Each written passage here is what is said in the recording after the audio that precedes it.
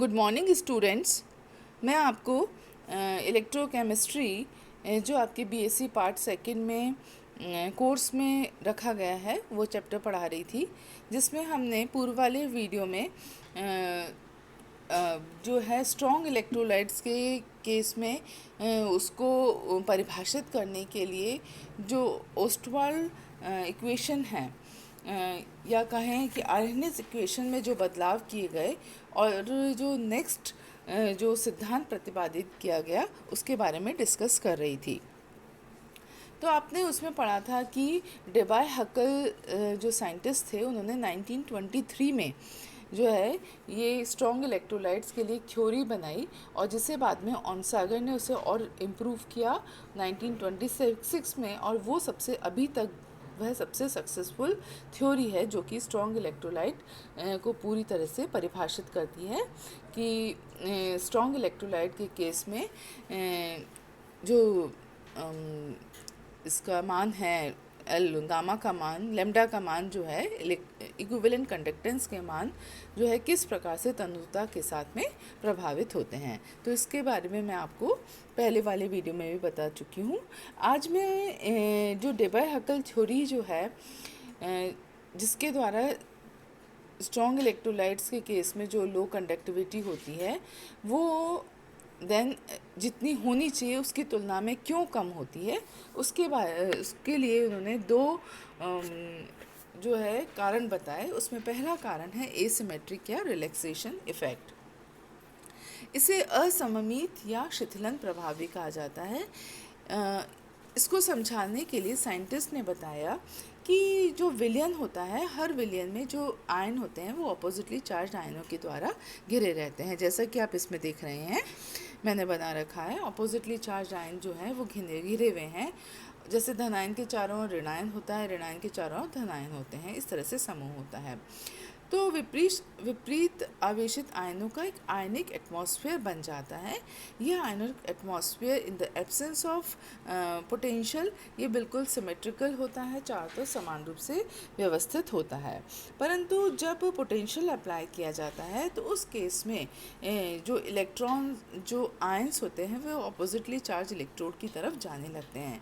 ऐसी स्थिति में जो आयनिक एटमॉस्फेयर जो हमारा सिमेट्रिकल था वो अनसिमेट्रिकल हो जाता है, और अनसिमेट्रिकल होने के कारण से जो आयंस जो हैं वो विपरीत आवेशित आयन की तरफ, विपरीत आवेशित इलेक्ट्रोड की तरफ जो है उनमें आकर्षण होता है, और यह आकर्षण अब जो है विपरीत आवेशित आयनों के लिए समान नहीं रह पाता है।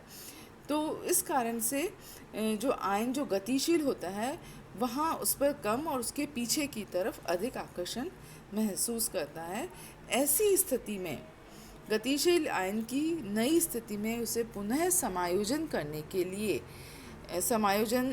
के लिए जो समय लगता है, स्वयं को तत्काल समायोजित करने के लिए जो समय लगता है वो कहलाता है रिलैक्सेशन टाइम, और इसीलिए जो ये इफ़ेक्ट है वह कहलाता है रिलैक्सेशन इफ़ेक्ट। इसी चीज़ को आप दूसरी तरीके से समझिए कि रिलैक्सेशन इफ़ेक्ट जो है रिलैक्सेशन इफ़ेक्ट जो है वो केंद्रीय धनायन के पीछे की ओर ऋणायनों का आधिक्य होता है, और के कारण धनायन की गति के विपरीत दिशा में एक तरह का इलेक्ट्रॉनिक ड्रैग लगता है। देखिए, जो धनायन है वो कैटायन जो है वो कैथोड की तरफ जा रहा है, वो चारों तरफ से ऋणायन से घिरा हुआ था। अब ऋणायन जो है वो आयन की गति और उसको पीछे की तरफ जो दूसरे आयन नेगेटिवली चार्ज स्पीशीज़ हैं वो उसको पीछे की तरफ ड्रैग कर रहे हैं। तो ये जो इलेक्ट्रोस्टैटिक ड्रैग लग रहा है पीछे की तरफ आकर्षित करने का, वो उसके इलेक्ट्रॉन बढ़ने की चाल को धीमे कर देता है, और यही प्रभाव कहलाता है रिलैक्सेशन इफ़ेक्ट या अनसिमेट्रिक एसिमेट्रिक इफ़ेक्ट। तो इसको जो वैल्यू दी गई वो थी B=8.20 इंटू 10⁵ dt⁵3/2, ये उसका मान दिया गया। दूसरा जो कारण दिया गया वो था इलेक्ट्रोफोरेटिक इफ़ेक्ट या वैद्युत कण संचलन प्रभाव। तो वो क्या था? उसमें ये था कि केंद्रीय आयन जो होता है उसमें दिशा के विपरीत चलने के कारण से संयुक्त विलायक के अणु भी एक तरह का उसमें बाधा उत्पन्न करते हैं। विलायक के अणु बाधा उत्पन्न करते हैं और इलेक्ट्रॉन जो सेंट्रल एटम है उसकी गति को धीमा करते हैं। तो इस कारण भी उसकी गति जो है वो कुछ कम हो जाती है। फॉर एग्ज़ाम्पल, जैसे कि कोई धन आयन है जो कि कैथोड की तरफ जा रहा है, अब उसके सॉल्वेंट के बीच में से होकर गुजरना है, तो ऐसी स्थिति में जो सॉल्वेंट में जो ऋणायन है वो भी उसको विपरीत दिशा की तरफ अट्रैक्ट करके उसको खींचेंगे, तो वह उसकी चाल को मंद कर देंगे, चाल कम हो जाएगी उसकी। तो ये कहलाता है electrophoretic effect, and this is equal to 82.48 divided by dt to the power half into n के बराबर होता है। तो ये दोनों ही प्रभाव जो हैं वो यह बताते हैं कि स्ट्रॉन्ग इलेक्ट्रोलाइट्स की चालकता जितनी बढ़नी चाहिए थी वो बढ़ नहीं पाती है, परंतु जब कंसंट्रेशन जैसे जैसे कम होता है तो वैसे वैसे ये इंटर आयनिक अट्रैक्शन भी कम होता चला जाता है। तो उस केस में जो है थोड़ी चालकता का मान बढ़ता है। जो डेबाय-हैकेल इक्वेशन है, इस इक्वेशन को जो है ऑनसागर साइंटिस्ट हैं उन्होंने जो है इसे और अधिक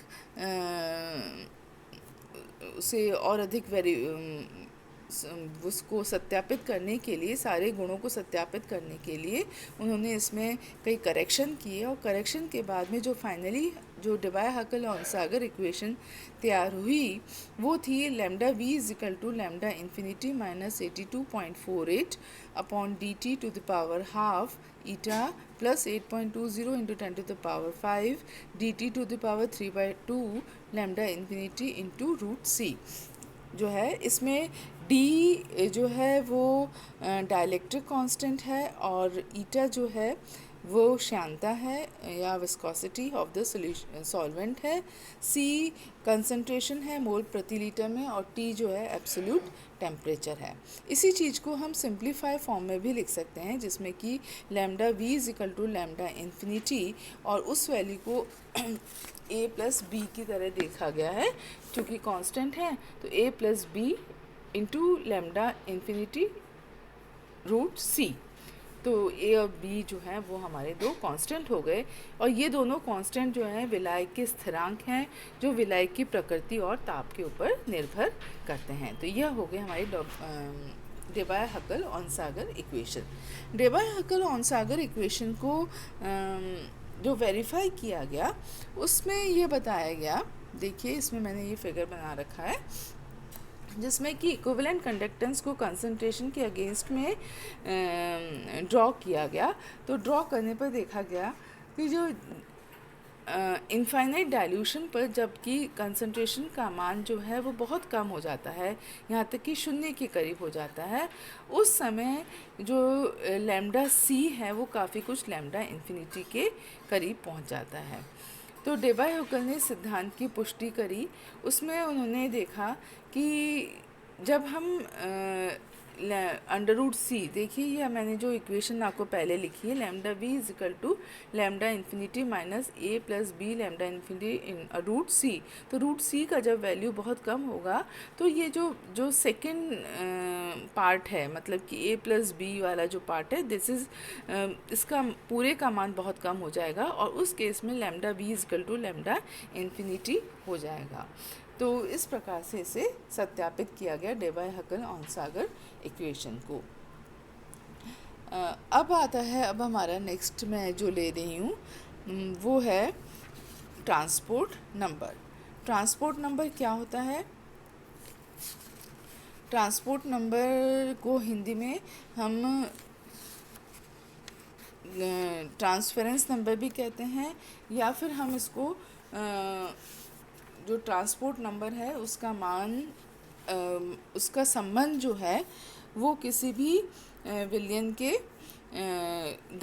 आयन की गति से संबंधित होता है। तो इसके बारे में मैं इससे नेक्स्ट वाले वीडियो में कंप्लीट डिस्कस करूँगी। आज का मैं लेक्चर यहीं समाप्त करती हूँ।